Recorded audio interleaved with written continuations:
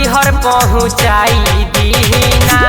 ए जी आइल रक्षा बंधन के समैया सैया नैहर पहुँचाई दीना।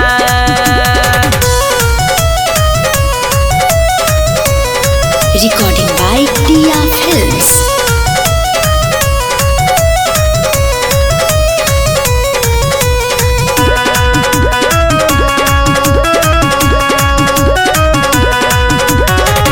जाए खाती तरसते मानावा हमारे बा, बचपने से हमनी भाई बहिनी में प्यार बा।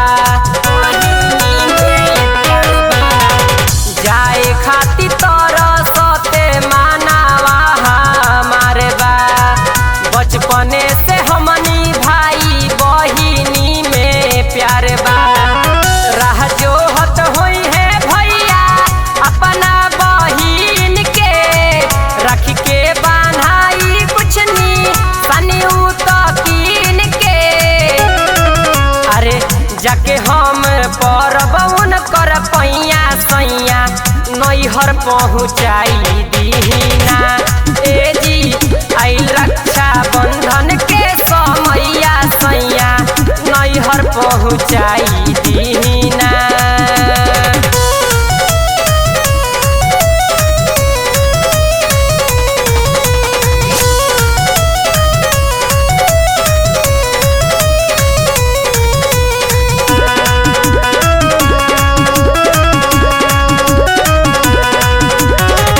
चमकीला राखी बान्हब भैया के कलाई में, चंदन लीलारे लगाइब बीचे अंगनाई में।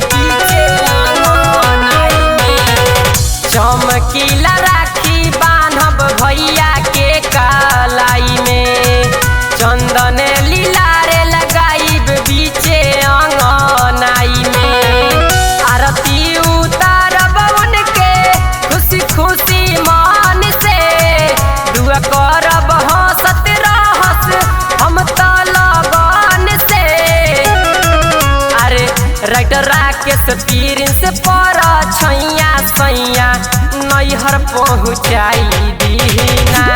ए जी आइल रक्षा बंधन के समैया सैया नैहर पहुँचाई दीना। किनले नी राखी जाएला भाई के दुआरी, पहिले ले बानी हम तो फुल तैयारी। अरे भैया के राखी बांधे जाइब सैया नैहर पहुँचाई दीना। ए जी आइल रक्षा बंधन के समैया सैया नैहर पहुँचाई दीना। Recording by Tia Films. Tia Films. Tia Films.